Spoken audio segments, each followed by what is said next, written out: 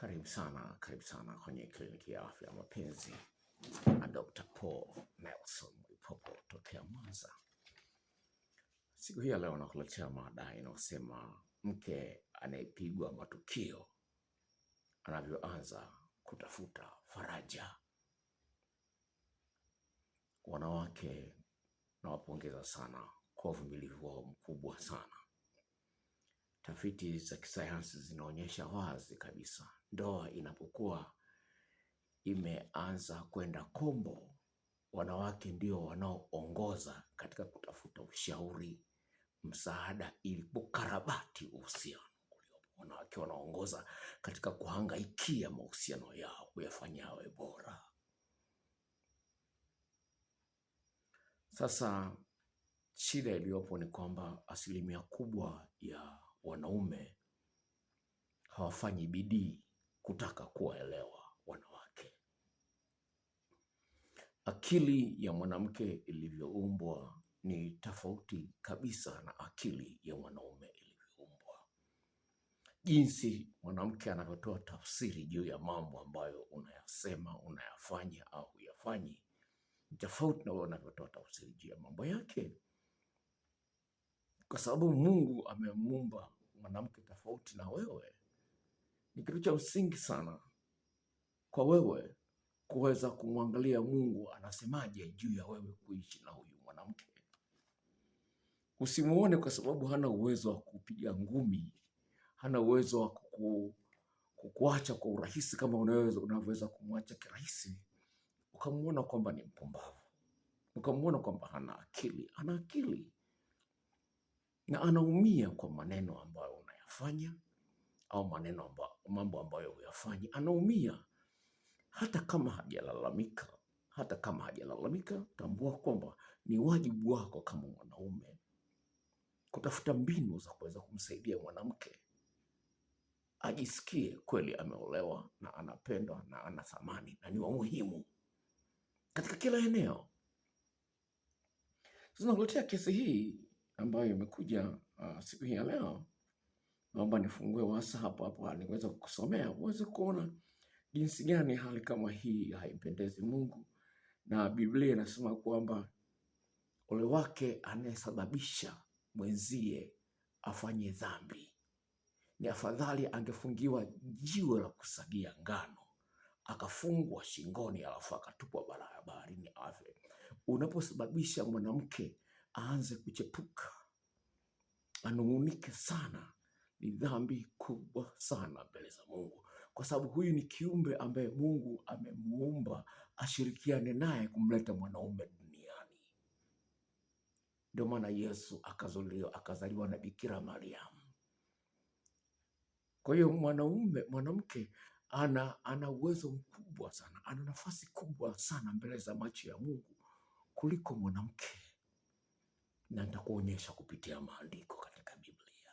Sasa tuanze na kesi ya huyu mama hapa. Nimeingia hapa WhatsApp. Nianze na message ya kwanza, na message zake hizi hapa unaweza kuona. Unaweza kuona hii message zake hizo, nimechati naye. Sawa? Naomba nikusomee message yake. Hello doctor. Habari za kazi na pole na majukumu. Nilikuwa YouTube nikaona mafundisho yako, nimeangalia video kama 2 au 3 hivi. Nimevutiwa sana na ufundishaji wako, japo naziona ni za muda mrefu kidogo. Anaendelea kusema huyu mama, nilikuwa naomba ushauri kidogo, ndio maana nimekuja inbox. Akasema hivi, mimi ni mama wa watoto 4 na mume ninaye. Umri wangu sasa hivi ni umri wa miaka 35. Mume wangu ni mtu wa kusafiri kikazi. Niliishi naye kwa upendo sana, lakini mwaka 2022 nikagundua kwamba katika safari zake huko ameoa mwanamke mwingine na kwamba anaishi naye. Katika kipindi ambacho sikuwa nimefahamu, mwanamke hakuwahi kubadilika, aliendelea kunihudumia kama kawaida.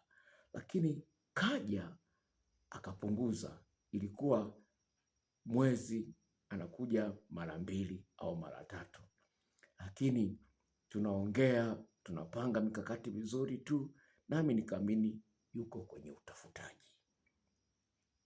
Lakini baada ya kugundua kuwa ameoa, kibinadamu niliumia sana, maana nilimpenda mno tangu tumeoana mwaka 2013.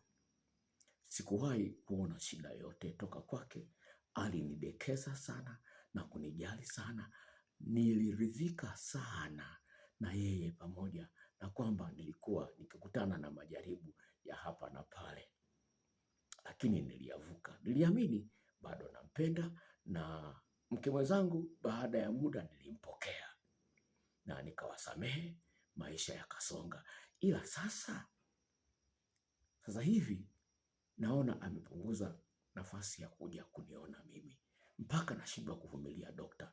Nakaa mwenyewe mpaka miezi 4 sijawahi kumgusa mwanaume, hadi nigombane naye ndo aje. Mwisho nikaamua kukaa kimya, niendelee na mambo yangu. Kwa hiyo mwanamke akikaa kimya, sikiliza kinachofuata sasa. Ila kama mwanadamu nimeshindwa, nahisi kama naelekea kutoka nje ya hii ndoa, maana navumilia, lakini sasa naona nachoka. Nina hisia zinanitesa, hajali tena. Sasa kuna kaka ambaye tumekuwa marafiki kwa muda mrefu, lakini mwisho kashindwa na kanitamkia kwamba ananipenda, na yeye ana changamoto zake kwenye ndoa yake, ana mengi wa kweli na yeye kwenye ndoa yake. Kwa hiyo tukajikuta kama wote tunahitaji faraja, ili kabla sijamkumbatia, ndo nikaona nikutafute nipate video zako, maana mume ndo anazidi kwenda mbali na mimi kikazi. Niko bize kulea watoto na vibiashara vyangu. Nifanyeje dokta? Sijawahi chepuka, pamoja na kupigwa matukio mengi. Naomba msaada wako. Sasa hii ni kesi ambayo inaonyesha jinsi gani pale ambapo unaona mtu amekaa kimya, usifikirie kwamba mambo yako kimya. Ni kama vile kuku anapokuwa anatamia mayai. Yale mayai unaona yametulia, yamekaa, lakini kuna kitu kinaendelea ndani ya yale mayai mpaka mtoto anakuja kutotolewa. Kwa hiyo usione ukimya kwamba ni amani tupu. Unaweza kuwa kuna minyoo inazaliwa ambayo itakuja kukung'ata. Sasa basi, Biblia inasema hivi: kwa kuwa Mungu amemuumba mwanamke aweze kushirikiana naye kutengeneza wanaume na watoto wengine, wanadamu wengine. Ni mtu ambaye amepewa kipaumbele kikubwa sana, na kama amepewa kipaumbele kikubwa sana, anapokuwa anaumizwa, kuna matetemeko yanayotokea dunia nzima. Dunia nzima inapata habari kwamba kuna mwanamke anaumia. Twende kwenye kitabu cha Mithali. Kitabu cha Mithali sura ile ya 30. Uone mwanamke anapokuwa amepigwa matukio, maumivu yake Mungu anavyoyaona ni kama vile tetemeko. Sikiliza. Mithali sura ile ya 30 mstari wa 23 hadi mstari wa 21 hadi 23. Mithali sura ya 30 mstari wa 21 hadi 23. Sikiliza. Kwa ajili ya mambo matatu nchi hutetemeka, naam, kwa ajili ya manne haiwezi kuvumilia. Unaweza la 4 ndio hilo linalokuja. Kuna matatu ambayo ya kawaida yanahusu watu wote, lakini la 4 ndio uzito. Narudia tena mstari wa 21. Kwa ajili ya mambo matatu nchi hutetemeka, naam, kwa ajili ya manne haiwezi kuvumilia. Mtumwa apatapo kuwa mfalme, na mpumbavu ashibapo chakula. Mwanamke mwenye kuchukiza aolewapo, na mjakazi aliye mrithi wa bibi yake. Yaani ni hivi, mwanamke mwenye kuchukiza aolewa. Yaani mwanamke ameolewa lakini hapendwi. Ndio maana yake hapo kwenye Biblia ya Kiingereza inaiweka sawa vizuri zaidi. Mwanamke ambaye ameolewa lakini hapendwi. Anasema hapo dunia haiwezi kuvumilia. Ndio hapo unakuta mwanamke anachepuka. Moyo wake hauwezi kuvumilia. Ataenda kukuletea, atakwambia mtoto huyu ni wa kwako, kumbe sio wa kwako. Kwa sababu gani? Yale aliyokuwa anavumilia imekuwa imeleta tetemeko ndani ya nafsi yake. Anakwenda anatiwa na mwanaume mwingine, alafu anakuambia mtoto huyu ni wa kwako. Mkemia mkuu mwaka juzi amesema 40% ya watoto waliomo ndani ya ndoa, wanaume wale wanaoitwa baba za wale watoto, wamesingiziwa. Huyu ni mkemia mkuu wa taifa ambaye anapima DNA kuthibitisha mtoto ni wa huyu au si wa huyu. Sasa katika mazingira kama hayo basi, sasa Mungu anayaona hayo. Mungu aliumba watu wote wenye mwili, kutokana na kitabu cha Yeremia 32:27 sema mimi ni Mungu wa watu wote wenye mwili. Anayaona maumivu haya. Sio kwamba hayaoni, anayaona. Na kama anayaona basi Mungu lazima ataingilia kati. Kwa hiyo wewe unapojifanya mjanja, tafadhali sana naomba nikupe onyo siku ya leo, ni kwamba hilo jambo halimpendezi Mungu. Na kama halipendezi Mungu, lazima kama wanaume tulifanyie kazi. Lazima tulifanyie kazi. Kwa sababu gani? Huyu mwanamke anayaona unaoyafanya. Mwanzoni haikuwa hivyo, ulikuwa unampenda. Sawa? Mwanzoni haikuwa hivyo. Kwa sababu mwanzoni ulikuwa unampenda vizuri sana, lakini sasa hivi umebadilika. Sasa hilo litakuletea matatizo. Kama nilivyozungumza kwamba Mungu anayaona matatizo. Anayaona matatizo ya mwanamke. Na kama anayaona, lazima Mungu ayashughulikie. Na kama anayashughulikia, basi wewe ndiye ambaye utaingizwa hatiani. Na kutafuta, kuna kitu nakitafuta hapa, ndio maana naongea kwa sita. Okay. Tuende kwa kitabu cha Mwanzo. Tuende kwa kitabu cha Mwanzo uweze kuona. Kitabu cha Mwanzo sura ile ya 16. Kitabu cha Mwanzo sura ile ya 16. Na mstari nilikuwa natafuta, Bwana wa majeshi amenionyesha hapa ili niweze kukusomea hapa uone kitu ambacho nilikuwa sikupanga kukiongea, lakini Mungu aliye hai amenionyesha. Mwanzo sura ile ya 16. Okay. Kuanzia mstari wa 7. Malaika wa Bwana akamwona kwenye chemchemi ya maji katika jangwa, chemchemi iliyo katika njia ya kwenda Shuri. Akamwambia Hajiri, wewe mjakazi wa Sarai, unatoka wapi nawe unakwenda wapi? Akanena, nakimbia mimi kutoka mbele ya bibi yangu Sarai. Malaika wa Bwana akamwambia, rudi kwa bibi yako ukanyenyekee chini ya mkono wake. Malaika wa Bwana akamwambia, hakika nitauzidisha uzao wako, wala hautahesabika kwa jinsi utakavyokuwa mwingi. Unaweza kuona jinsi gani hapa huyu mwanamke alikuwa ametupwa na Sara, lakini malaika anaingilia kati. Sawa? Malaika anaingilia kati. Hicho ni kitu ambacho kinaonyesha wazi jinsi gani Mungu anaona kwamba maumivu ya huyu mwanamke amekataliwa, lazima niyashughulikie. Sasa basi, kutokana na hilo basi, mambo yafuatayo ni ya msingi sana. Twende kwenye waraka wa Petro. Waraka wa kwanza wa Petro sura ile ya 3. Waraka wa kwanza wa Petro sura ile ya 3. Hapo ndio tutaweza kuchimbua na kufunua mambo mengi sana ambayo tutazungumzia katika mada hii. Waraka wa kwanza wa Petro sura ile ya 3 mstari ule wa 7. Sikiliza maneno haya, anasema hivi: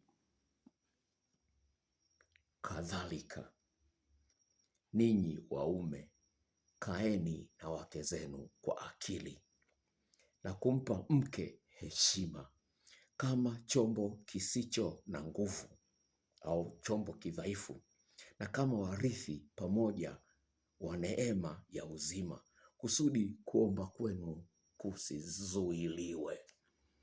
Hakuna mahali popote kwenye Biblia ambapo kumeonyesha kwamba mwanaume anapokuwa amefanyiwa matukio, maombi ya mwanamke yanazuiliwa. Hakuna, Biblia nzima. Lakini inaonekana kabisa kwamba pale ambapo mwanamke anapokuwa hana amani kutokana na mambo ambayo, matukio ambayo mume wake anayafanya, mtakesha sana, mtatoa sadaka sana, maombi yenu yanazuiliwa, hayawezi yakakubaliwa yakapokelewa mbinguni. Kwa hiyo unaweza ni kuona jinsi gani unajiletea matatizo ndani ya ndoa. Utashangaa biashara haziendi, utashangaa mambo hayaendi, kwa sababu tayari mke wako unayemuumiza kwa maneno, kwa matendo. Na haya nitakuonyesha hapo unamuumizaje na kuletea sasa hayo mambo yote. Unamuumiza katika maeneo haya. Ndio maana biashara haiendi, kazi haziendi, mambo hayaendi, kwa sababu maombi yako yote na tamaa yako yote ya kufanikiwa imezuiliwa na Mwenyezi Mungu, kwa sababu anaona humtendei haki huyu mwanamke. Na kwa sababu humtendei haki, hujali hisia zake, unadharau maneno yake, hisia zake usijali, unamuona kwamba yeye hana maana, huna muda wa kukaa na kuongea naye, unaweka chini, unapata zuio kutoka kwa Mungu aliyemuumba mwanamke. Twende kwenye kitabu cha Wakolosai sura ile ya 4. Wakolosai sura ile ya 4. Alafu nitakueleza kwa nini hilo ni kosa kubwa sana. Mstari ule wa 5 hadi wa 6. Wakolosai sura ya 4 mstari wa 5 hadi wa 6. Nasema hivi: enendeni kwa hekima mbele yao walio nje, mkiukomboa wakati. Maneno yenu yawe na neema siku zote, yakikolea munyu, mpate kujua jinsi wapasavyo kumjibu kila mtu. Wewe unamjibu mwanamke ovyo ovyo bila kujali, kumsikiliza na kumuonyesha heshima katika majibu unayoyatoa. Majibu ya mkato mkato tu. Wewe unaona, kwa sababu ni mwanaume, unaona kwa sawa. Kuna mwanaume mwenzio, Mungu yuko huko anakuona maneno yale ya mkato mkato. Ukomboi wakati, utafuti muda kukaa na kuongea na mke wako. Unachelewa kurudi nyumbani. Una muda kukaa na watoto. Ukomboi wakati ili uweze kukaa na familia yako. Hiyo ni dhambi mbele za Mungu. Maombi yako yanazuiliwa. Baraka zinazuiliwa. Utakuta biashara zako haziendi kwa sababu hiyo. Utajikuta una raha. Sawa, utachepuka sana. Utachepuka, lakini haitakusaidia. Huko mbele tutakwama. Utakuja kujuta kwa nini ulichepuka. Hilo la kwanza. Huyu mwanamke, sawa, humuombe msamaha, unapata shida kumuomba msamaha. Kumuomba radhi, unapata shida sana. Kusema samahani. Kumwambia kwamba nitachelewa nyumbani, samahani, nitachelewa, nimepitia mahali fulani. Umuombe ruhusa.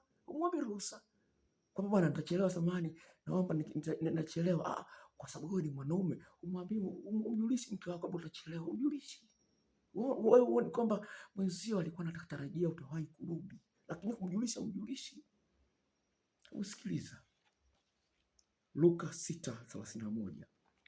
Luka 6:31. Inasema hivi, Luka 6:31 inasema hivi: na kama mnavyotaka watu wawatendee ninyi, watendeeni na hao vivyo hivyo. Yani yale unataka kufanyiwa wewe, ufanyie na mwenzio. Ungefurahia hilo kweli? Mke wako achelewe kurudi, alafu asikwambie yuko wapi na kwa nini amechelewa kurudi. Ungefurahia hilo? Kwa nini umtaarifu mke wako kama nitachelewa kurudi na sababu ni hii, na sababu hiyo ni ya kweli? Hilo ni jambo la msingi sana. Twende tena kwenye waraka wa Petro, hiyo tulio ambayo tumesoma, sura hiyo ya 3. Waraka wa Petro wa kwanza, sura ile ya 3, mstari wa Waraka kwanza Petro mstari wa 8 hadi wa 12. Mstari wa 8 nasema hivi: neno la mwisho ni hili, muwe na nia moja, wenye kuhurumiana, wenye kupendana kama ndugu wa tumbo moja, wasikitivu, wanyenyekevu, watu wasiolipa baya kwa baya au laumu kwa laumu, bali wenye kubariki, kwa sababu hayo ndiyo mlioitiwa, ili mrithi baraka. Mnataka kufungiwa baraka na Mungu, kweni wanyenyekevu, kuwa msikivu. Atakaye kupenda maisha na kuona siku njema katika maisha yake, azuie ulimi wake usinene mabaya, usimdharau ukamtukana, ukamnenea vibaya mke wako, na midomo yake isiseme hila. Na aache mabaya, atende mema, atafute amani na mke wake, aifuate sana amani. Kwa kuwa macho ya Bwana huwaelekea wenye haki, na masikio yake husikiliza maombi yao, bali uso wa Bwana ni juu ya watenda na wasemao mabaya. Utaponea wapi Bwana? Ndugu yangu, utaponea wapi wakati hili neno la Mungu na halitapita? Mbingu na nchi zitapita, lakini hili neno halitapita. Humtoi mwanamke auti, humtoi auti, na umeambiwa uishi kwa akili. Kwenye kipindi pale ambapo tumesoma mstari ule wa ngapi, wa 7, sema kadhalika ninyi waume kaeni na wake zenu kwa akili, na kumpa mke heshima kama chombo kisicho na nguvu, na kama warithi pamoja wa neema ya uzima, kusudi kuomba kwenu kusizuiliwe. Kana kwa akili. Mpeleke outing jamani. Hakuna outing kutoka naye siku hata tukanywe soda mke wangu. Twende watuone kama sisi tunapendana. At least watuone. Hata siku moja mweke mke wako kwenye WhatsApp, kwenye profile yako. Mweke mke wako pale. Mwonyeshe kwamba jamani, na mimi nalingia na mke nampenda. Hata kwenye profile yako weki. Unamweka Samia. Unamweka Magufuli. Unamweka sijui nani mchezaji maarufu, unamweka mchezaji maarufu, unamweka kwenye profile yako. Kwa nini usimweke mke wako? Hayo ni matukio ambayo wewe, kwa sababu mke wako amekaa kimya, wewe unaona ni sawa tu. Unaweka bendera ya taifa kwenye profile yako. Mke wako muone. Hata kuweka mtoto umeshindwa. Kumweka mtoto wako umeshindwa kwenye profile yako. Vizawadi havipo. Kutokuishi kwa akili. Vizawadi vya hapa na pale hamna. Kwa mshukuru mke wako amekupikia chakula kizuri. Mshukuru amekutandikia kitanda. Mshukuru amekufulia nguo. Mshukuru. Msifie mke wangu na miguu mizuri. Msifie. Ndio kuishi kwa akili huko na mke wako. Wewe kila siku tu ni mtu wa kulaumu tu. Kila siku hana zuri. Hana zuri. Hana la kusifiwa yeye kweli. Hana hata moja. Hebu tuende kwenye kitabu cha Wafilipi sura ile ya 4. Wafilipi sura ile ya 4. Mstari ule wa 8 kuna maneno haya: hatimaye ndugu zangu, mambo yoyote yaliyo ya kweli, yoyote yaliyo ya staha, yoyote yaliyo ya haki, yoyote yaliyo safi, yoyote yenye kupendeza, yoyote yenye sifa njema, ukiwepo wema wowote, ikiwepo sifa nzuri yoyote, yatafakarini hayo. Narudia tena, Wafilipi 4:8. Hatimaye ndugu zangu, mambo yoyote yaliyo ya kweli, yoyote yaliyo na staha, yoyote yaliyo ya haki, yoyote yaliyo safi, yoyote yenye kupendeza, yoyote yenye sifa njema, ukiwapo wema wowote, ikiwapo sifa nzuri yoyote, yatafakarini hayo. Unapoyatafakari yale mazuri yaliyonayo, utampenda sana mke wako, bila kuangalia tu yale madhaifu tu. Hakuna aliye kamilifu. Kwenye sayansi hii iliyoandikwa hapo kwenye Wafilipi 4:8 inaitwa positive sentiment override. Unaangalia yale mazuri yake yanafunika mabaya alionayo. Kwenye saikolojia, watu ambao hawamjui Mungu wanaita unconditional positive regard. Yaani unaangalia yale mazuri, mabaya unayaacha kabisa. Yeye mwenyewe atajiona vibaya, lakini kwa nini sijanyoa mavuzi yangu? Atajishtukia yeye mwenyewe, kwa nini sijanyoa mavuzi? Atajishtukia yeye mwenyewe. Sasa wewe ni kutu ni makosa. Huyo hana mazuri hata kidogo, kwani hana. Haya ni matukio ambayo yanaumiza wanawake. Mthamini mke wako. lingine ambalo lipo, huyu mwanamke ufikishi kileleni, lakini wewe unaona ni sawa kwa sababu unafika kileleni. Mwanamke naye kwenye tendo la ndoa naye afikishe kileleni, kuna raha yake. Mungu hakumuumba na uwezo wa kufika kileleni bure. Wewe ungekuwa ufiki kileleni na kufanya naye mapenzi, ungejisikia vizuri. Kwa nini uhangaiki kuhakikisha mke wako anafika kileleni? Akafikisha kileleni na nani sasa, wakati wewe upo na wewe ndio umemuoa, unalala naye kila siku, hufanyi jitihada. Mwanamke ana maeneo 17 na kila eneo lina ufundi wake. Lazima ujue vitu vya kufanya. Unafahamu 4 tu katika hayo 17. Hebu fikiria mtihani wenye maswali 17, wewe ukafaulu 4 tu, ukafanya 4, utafaulu kweli? Utafaulu kweli? Huyu mwanamke ana maeneo 17 na kila moja ina ufundi wake. Unajua jinsi ya kumtekenya tekenya. Mwanamke anahitaji maandalizi yasiyopungua dakika 14.8 kutokana na tafiti za kisayansi ili unapomuingilia afike kileleni. Wewe dakika 3 tu tayari umeshamuingilia, unamkojolea tu. Kikojozi, acheni ukojozi ni wanaume. Biblia inasema lazima mwanamke afikishe kileleni. Ni muhimu. Biblia inasema mwanamke asipofikisha kileleni atakudharau. Twende kwa kitabu cha Wimbo Ulio Bora. Wimbo Ulio Bora.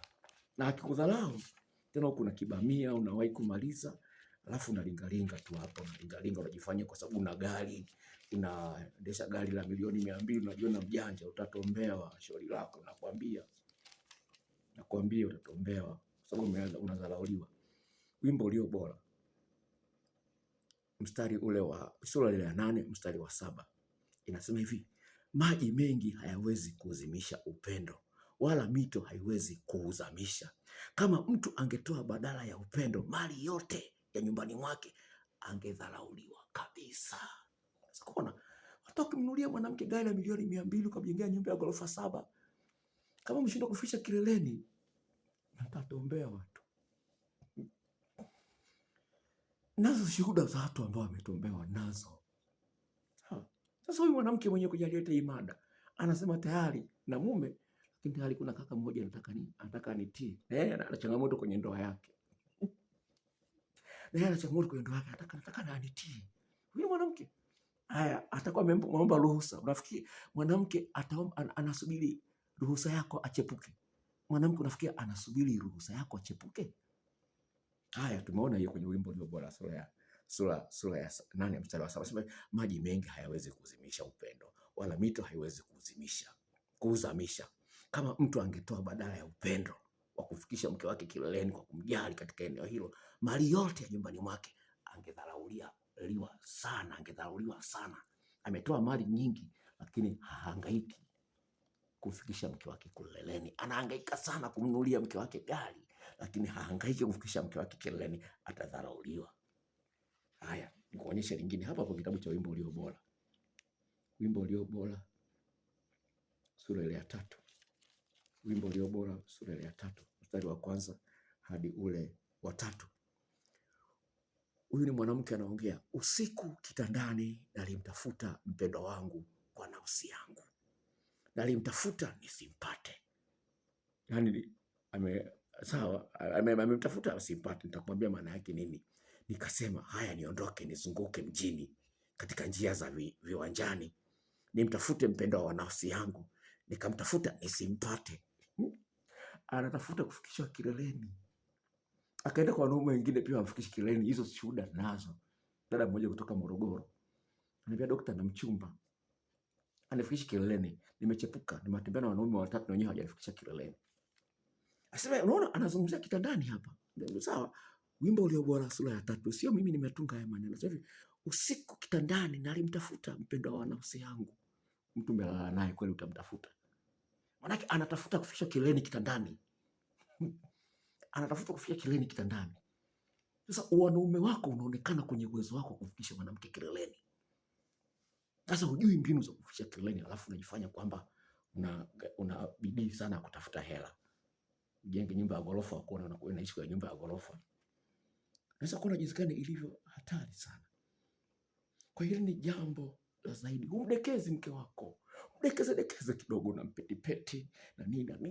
Unampendekeze mke wako. Anahitaji kudekezwa naye ajisikie anadekezwa, unampetipeti. Wimbo Ulio Bora sura ya 8 uweze kuona Wimbo Ulio Bora sura ya 8.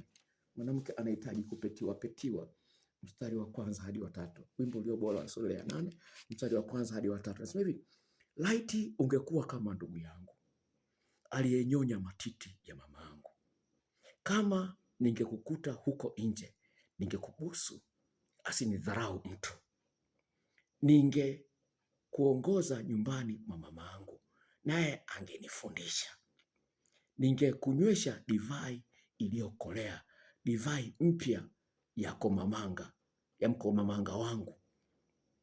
Mkono wake wa kushoto ungekuwa chini ya kichwa changu, na hao wa kuume ungenikumbatia. Unaona, wewe unaenda kazini, badala ya kumwaga mke wako kwa hagi, unatoka kutoka kazini unataka kumkumbatia, baby, nikumiss baby. Hamfanyi hivyo.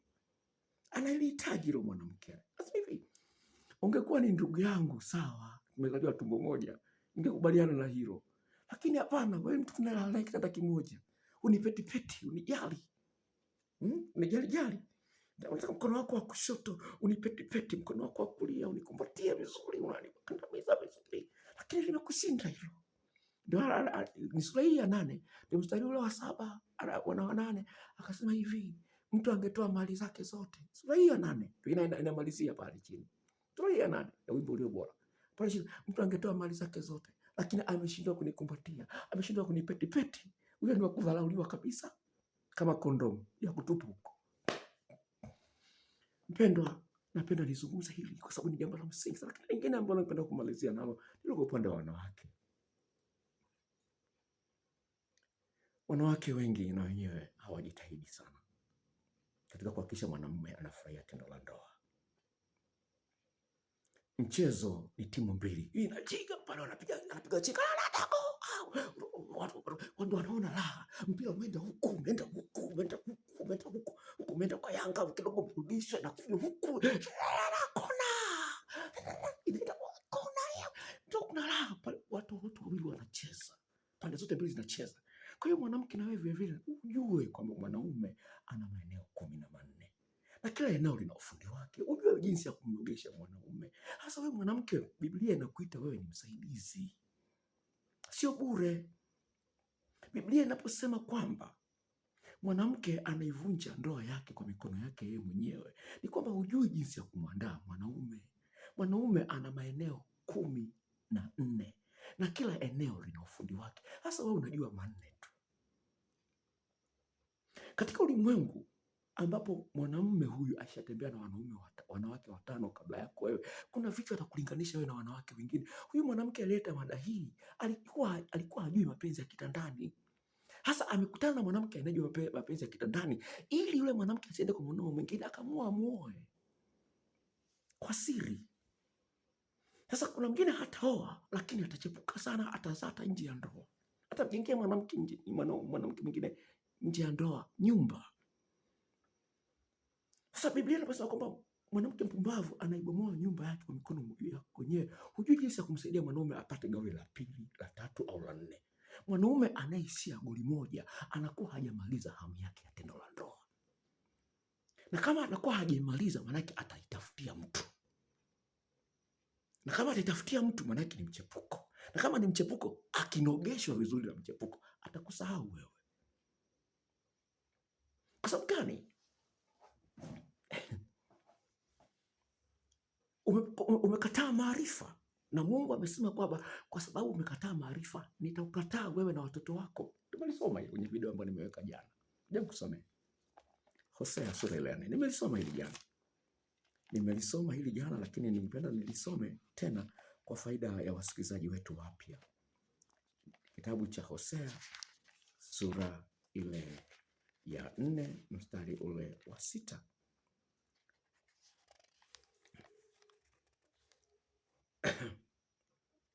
Okay, Hosea sura ya 4 mstari wa 6 nasema hivi: watu wangu wanaangamizwa kwa kukosa maarifa.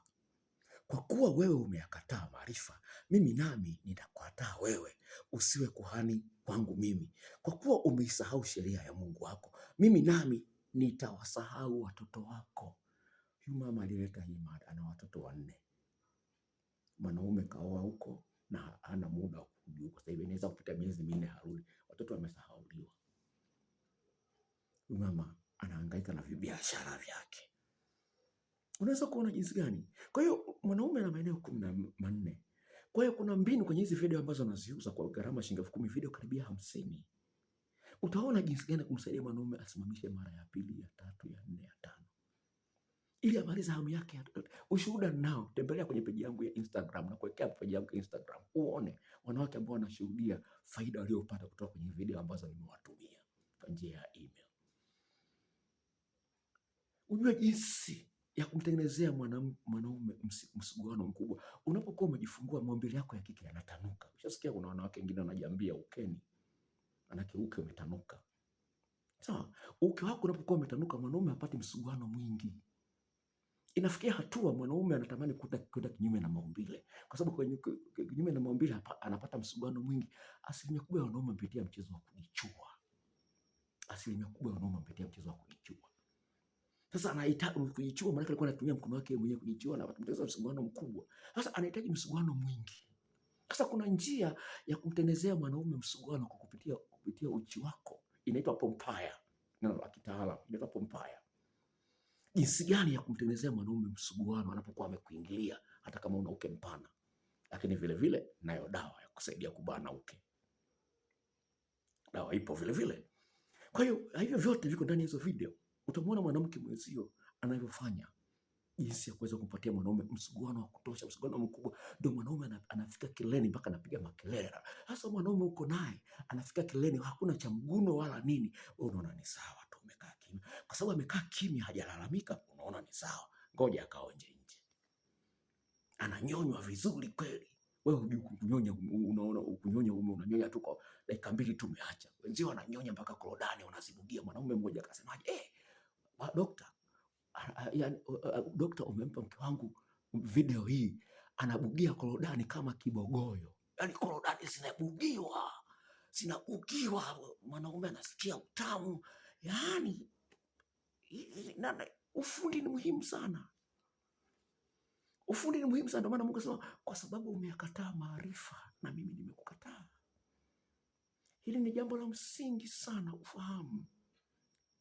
Huyu Mungu wa watu wote wenye mwili anataka akusaidie, lakini wewe unajifanya kichwa ngumu. Itakuponza sana.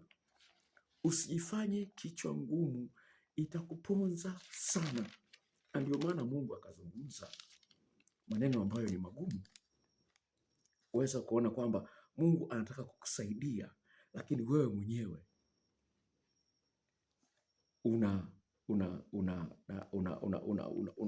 unalaza damu, msemo wa Kiswahili. Mungu anataka wewe upate maarifa yataweza kusaidia kuweza kuboresha ndoa yako. Kwa hiyo ni wajibu wako wewe ujiongeze. Sawa? Kwa sababu hakuna neno lilo gumu. Inawezekana kumsaidia mwanaume asikusaliti. Inawezekana kama unamwamini Mungu. Sawa? Hebu nikusomee maneno haya kutoka Yeremia 32 mstari wa 25 hadi ule wa 27. Nasema hivi: nawe Bwana Mungu umeniambia, jinunulie shamba lile kwa fedha, ukawaite mashahidi, iwapo mji huu umetiwa katika mikono ya Wakaldayo, je, itakuwaje? Ndipo neno la Bwana likamjia Yeremia kusema, tazama, mimi ni Bwana wa Mungu wa wote wenye mwili. Je, kuna neno gumu lolote nisiloliweza? Kwa hiyo Mungu anauliza, mimi ni Mungu wa watu wote wenye mwili. Kwani nashindwa kumsaidia mume wako asichepuke? Sasa ukikosa maarifa, Mungu anasema, kwa sababu umekataa maarifa, na mimi nakuacha. Na wewe na wanawake wako nakuacha, na watoto wako pia nawaacha, atakusahau na kukataa. Sasa watu wangu wanaangamia kwa kukosa maarifa. Haitabadilika. Kwa ni jambo la msingi, mpendwa katika Bwana, uweze kuona ni jinsi gani wewe mwenyewe utajizatiti kutafuta maarifa ili uweze kuikomboa ndoa, kuinusuru ndoa yako. Kwa sababu shetani anazunguka huku na huku kama simba angurumaye. Biblia inasema kwamba mpingeni na yeye atawakimbia. Kwa hiyo shetani ambaye anataka kumteka mume wako, njia moja ya kumpinga lazima uwe na silaha. Na silaha ni maarifa. Sasa wewe unakataa maarifa, utasalimikia wapi? Utasalimikia wapi? Ni jambo la msingi sana utambue kwamba Mungu anataka kukusaidia, lakini ni wewe mwenyewe ujipange mkao wa kula na Mungu aliye hai. Wewe mwenyewe ujipange mkao wa kula na Mungu aliye hai. Sawa? Ujipange mkao wa kula na Mungu aliye hai. Usifanye vitu juu juu. Sawa? Jitahidi sana kumjua Mungu na maarifa anayotaka uwe nayo ili Mungu akutendee. Mungu anakuuliza kwa sababu umekataa maarifa. Sikiliza, Hosea sura ile ya 6 mstari wa 4 inasema hivi: Efraim, nikutendee nini? Yuda, nikutendee nini? Kwa maana fadhili zenu ni kama wingu la asubuhi na kama umande utowekao mapema. Kwa sababu hiyo nimewakata kwa vinywa vya manabii, nimewaua kwa maneno ya kinywa changu, na hukumu yangu itatokea kama mwanga. Unaweza kuona Mungu anasema hivi, kwa neno langu nimewakata kata. Ile neno lilosema kwamba watu wangu wanaangamia kwa kukosa maarifa. Ufundi ni mpango wa Mungu uwe na ufundi wa kutosha katika mahusiano ya kimapenzi. Usiseme nani anafundisha mapenzi, nani anakufundisha mapenzi. Ufundi ni sehemu ambayo Mungu anataka uwe nayo katika maisha yako. Sasa tumalizie na kitabu cha Kutoka kwa faida ya wasikilizaji wetu wapya. Naomba kitabu cha Kutoka sura ya 35 kuanzia mstari wa 30. Kisha Musa akawaambia wana wa Israeli, angalieni, Bwana amemwita kwa jina lake Bazaleli mwana wa Uri, mwana wa Huri wa kabila la Yuda, naye amemjaza roho ya Mungu katika hekima na akili na ujuzi na kazi ya ustadi wa kila aina.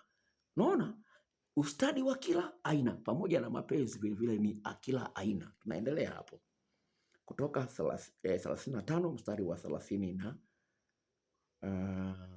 mstari wa 30 na ngapi hapa inasema na kila aina, akili na ujuzi wa kila aina. 32, na kuvumbua kazi za werevu na kufanya kazi ya dhahabu na fedha na shaba na kukata vito na kutilia na kuchora miti, atumike katika kazi ya werevu ya kila aina. Imerudiwa mara ya 2 hapa, sawa? Unahitaji werevu. Naye amemtilia moyoni mwake ili apate kufundisha, yeye na Oholiabu mwana wa Ahisamaki wa kabila ya Dani. Amewajaza hao akili za moyoni ili watumike katika kazi ya kila aina. Unaweza kuona haya ni maneno ya Mungu. Sawa? Sawa? Haya ni maneno ya Mungu. Kwa hiyo unahitaji elimu, unahitaji ufundi kutoka kwa Mungu, na hii elimu ninayokupa mimi imetoka kwa Mungu vile vile. Hii elimu ninayokupa imetoka kwa Mungu. Ili uweze kumtumainia Mungu, unahitaji elimu. Kwa maana imani huja kwa kusikia na kusikia kwa neno la Kristo. Sasa hili neno nalokuletea mpendwa, nimekusomea mistari mingi katika Biblia, lakini nataka nikuambie kitu kimoja cha msingi sana. Nikwambie kitu kimoja cha msingi sana ambacho kitakusaidia katika maisha yako ili kujipima, hivi kweli mimi niko sawa kwenye hii ndoa, au namlaumu mume wangu tu bure, au namlaumu mke wangu tu bure. Maana yake una mahali unamlaumu mke wako wakati kumbe kosa liko upande wako wewe mwenyewe. Sawa? Biblia inasemaje? Biblia inasemaje katika eneo hili? Unapoona kuna magumu kwenye ndoa, Biblia inasemaje? Twende namalizia na hilo. Isaya 52. Isaya sura ile 52. Isaya sura ile ya 52. Inasema hivi, amka, mstari wa kwanza. Inasema hivi, amka, amka, jivike nguvu zako, Sayuni. Jivike mavazi yako mazuri, Yerusalemu mji mtakatifu. Kwa maana tokea sasa hata ingia ndani yako asiyetahiriwa wala aliye najisi. Jikung'ute mavumbi, uondoke, uketi, Yerusalemu. jifungulie vifungo vya shingo yako, e binti Sayuni uliyefungwa. Unaona, ni wajibu wako, yani ni wajibu wako wewe kujiondolea vifungo vinavyosababisha ukose amani katika ndoa yako, ukose amani na mke wako, ukose amani na mume wako. Narudia mstari ule wa pili, Isaya 52. Jikung'ute, ni wajibu wako. Anasema jikung'ute, mavumbi uondoke. Uketi Yerusalemu, jifungulie vifungo vya shingo yako, binti Sayuni uliyefungwa. Kuna wachawi wanaweza kumfunga mke wako, kuna wachawi wanaweza kumfunga mume wako akili, asikupende, asikuthamini. Hiyo ipo. Sasa wewe unaweza usilijue hilo kwamba mke wako amefungwa na wachawi au mume wako amefungwa na wachawi. Unakuta anakuwa tu jeuri, unakuta tu anakuwa bichi, usikujua. Lakini ukimtumainia Bwana atakufungulia macho uone. Lakini cha msingi Mungu anakupa wajibu hapo. Huu ni wajibu wako. Anasema jifungue wewe mwenyewe. Ndio maana Biblia inasema hivi, kesheni muombe, msije mkaingia majaribuni. Roho iradhi, lakini mwili ni dhaifu. Bila kuomba Mungu akupe maarifa na Mungu. Ngoja nikupe story moja kutoka Kenya. Itaweza kusaidia uweze kuona umuhimu wa maarifa. Huyu dada imepita kama miaka 5 hivi sasa hivi. Nakupa story kutoka Kenya, Nairobi. Huyu dada ni mlokole. Kaniona hapa YouTube. Katumia message WhatsApp. Akasema naweza nikakupigia, nikamwambia ndio nipigie. Akanipigia. Akanieleza matatizo kwenye ndoa yake.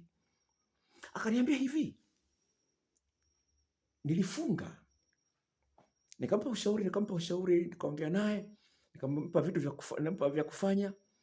Sasa mume wake akatokea akabadilika kama mtu tofauti kabisa. Sawa? Ndio ninapozungumza kwamba huyu mwanamke amejifungua yeye mwenyewe bila kutokana na elimu ambayo nimempatia mimi. Hii kutoka Kenya. Amenitafutia wateja wengi sana kutoka Kenya. Sawa?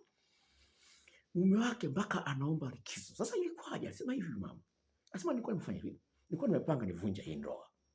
Nikamwambia Mungu kwamba Mungu, usiponipa jibu ya hii ndoa yangu nafunga siku 7. Usiponipa jibu ya hii ndoa yangu navunja hii ndoa. Kwa sababu kama hela ninazo, sibabaishi na hela zake. Sawa? Navunja hii ndoa. Siku ya kwanza Mungu hajampa jibu. Siku ya pili Mungu hajampa jibu. Siku ya 3 Mungu hajampa jibu. Siku ya 5 ndo anakutana na mimi kwenye YouTube. Nikaongea naye, nikamwambia bwana, inawezekana kwa sehemu kubwa kwa na story hiyo unipa kwenye tendo la ndoa wewe ni mvivu. Kuna mambo mengi ambayo huyajui. Na Mungu aliyesema kwamba pasipo maarifa watu wanaangamia, ndoa yako ndio inaelekea kuangamia, inaelekea jalalani. Sawa, ndoa yako inaelekea jalalani. Kwa hiyo nikamtumia hizo video kwa njia ya email. Sawa, alipozitumia mume wake alipokuwa amekuja, mume wake akaanza hivi, akasema hivi kunje natafuta nini? Hiyo ni story kutoka Kenya. Story kutoka Dar es Salaam. Nakupa story ya kweli. Mama sifahamu ni mlokole au si mlokole, lakini nakupa story ya kweli kutoka Dar es Salaam. Huyu mama hakuamini kwamba mume wake anaweza kuchapuka. Siku moja anaosha gari la mume wake, akakutana na kasimu kadogo. Kukaangalia kale kasimu kana mchepuko. Ndoa ya miaka 17. Ndoa ya miaka 17. Kukiangalia kale kasimu kana mchepuko. Akasema, mume wangu anachepuka kweli. Akachukua namba yule mchepuko, akampigia simu, akasema nataka nikuone. Akaenda. Yule mchepuko mwenyewe alishangaa. Akasema kumbe ana mke mzuri namna hii. Kwa ndo mke wake. Jamani. Kama ni kweli mko natembea naye. Mimi ameniambia kwamba mmetengana. Mimi ameniambia mmetengana. Sawa, mmetengana, mnaishi tu kwa sababu ya watoto, wewe una chumba chake na yeye ana chumba chake. Na yeye anakuja kumalizia hamu kwangu. Ndio ameniambia hivyo. Mwanamke hakutaka kugombana na mume wake. Hakutaka kugombana na mume wake. Kanitafuta. Nikamrushia video. Alipozitumia mume wake akamwambia hivi. Hivi ulikuwa unanionea aibu mimi wa nini? Yaani miaka 17 yote ulikuwa wapi kujifunza haya mambo? Umesababisha mimi najichafua mitaani. Sasa umesababisha, unaona mwanaume anamgeuzia kibao mwanamke. Anamgeuzia mwanamke kibao. Umesababisha mimi najichafua. Mwanaume mwingine hakuchipuka na mwanamke mmoja. Walikuwa ni wengi. Sasa huyu ndio alikuwa ni mtamu zaidi. Ndio maana namba yake kabakia kwenye simu, kwenye kale kajisimu katochi. Kwa ni mtamu zaidi. Na anaheshima ile yule dada. Akamwambia, kumbe mwanamke mzuri namna hii. Ni mbaya wa sura lakini ana ufundi. Huwezi ukaheshimiwa kwa kitu ambacho huna. Huwezi ukathaminiwa kwa kitu ambacho hujafanya. Hili jambo la msingi, wanawake mlifanyie kazi. Hii ni kliniki ya afya ya mapenzi. Natoa uponyaji kwa watu wengi. Ingia kwenye page yangu ya Instagram, utaona shuhuda nyingi sana. Japokuwa wengine wananiona kama vile mwehu, lakini naamini kabisa kwamba ni mpango wa Mungu nifundishe haya mambo. Kama tulivyoona kwenye kitabu cha Kutoka sura ya 35 mstari wa 30 hadi mwisho. Kwa ni jambo la msingi nikaagizia video hizo. Kama unaona 10,000 ndefu, ni kubwa sana. Subiri utakapoanza kulia. Haijalishi ndoa yako ina muda gani. Yeye anapeleka. Ngoja kupa story nyingine tena, ngoja nimekumbuka hii story. Huyu mama ana miaka 50 na ngapi na 5, mume wake ana miaka 60 na ngapi. Kwa miaka miwili mwanaume anasema kwamba tumeshazeeka, tuna watoto wakubwa, hatutaje tendo la ndoa hili tuliache. Miaka miwili hawafanyi tendo la ndoa. Na mwanamke akaona sawa, alikuwa mume.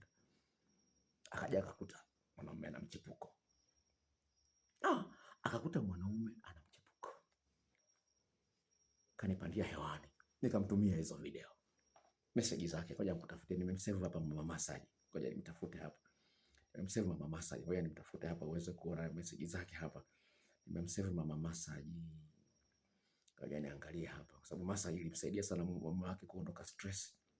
Ngoja nimtafute Mama Massage hapa nikuonyeshe message zake. Mama Massage huyu hapa. Sawa. So unaona jamani. Ngoja Mama Massage. Ngoja niweze kuona kwamba sizungushi hadithi hapa mpaka napanya. Sawa. Jamani, naona hizi hapa niko kwenye contact kutafuta Mama Massage, unamuona pale? Mama Massage, unaona? Mama Massage ni ipi? Ni ya 3 kutoka juu. Hizo, sawa, unaona? Ni ya 3 kutoka juu. Ngoja sasa niende kwenye message zake sasa uweze kuona. Niende kwenye message zake. Anasemaje Mama Massage kwenye message zake? Wewe unajua hata kumfanyia mume wako massage. Unajua massage ina umuhimu wake sana. Ngoja niangalie. Unaona mchatisho wetu nimechat naye sana. Ananipa story mambo mapya. Sawa. Nimechat naye sana. Ngoja nikusomee. Anasema hivi message yake ya kwanza baada ya kumtumia video. Anasema, Dokta, Mungu akubariki sana. Maana umeiponya ndoa yangu iliyokuwa imekufa kwa muda wa miaka 3. Baada ya kusikiliza nikafanyia kazi zile video na ile jarida la jinsi ya kumfanya mwanaume awe mpole kama bata. Mume wangu alipagawa na kunguruma kama anakata roho. Hakika ni Mungu amekutumia kuponya ndoa zetu. Nitahitaji video mpya zozote utakazokuwa umezitoa. Ndoa ina miaka 30, mimi nina miaka 55, mume wangu ana miaka 65. Message hii hapa. Unaweza kuona namba hizi hapa, sawa? Unaona namba, ana miaka 55, mume wake ana miaka 65. Hii hapa, sawa? Unaweza kuona jinsi gani? Sasa hii ni shuhuda moja aliyotoa. Kuna shuhuda nyingine ziko kwenye WhatsApp. Kwa sababu ya muda siingie huko, lakini napenda uniamini kwamba inawezekana kubadilisha. Unajua ni nini? Kujenga kunahitaji ufundi. Lakini kubomoa ni ngongo. Unabomoa tu, unabonga ukuta unaanguka. Lakini kujenga kunapima maji, inahitaji ufundi. Shauri lako. Kama unataka kubomoa nyumba, kaa hivyo hivyo na umbumbu. Bwana asifiwe. Kama unaangalia video hii kwa mara ya kwanza, isajili ili nitakapoweka video nyingine upate taarifa mapema sana.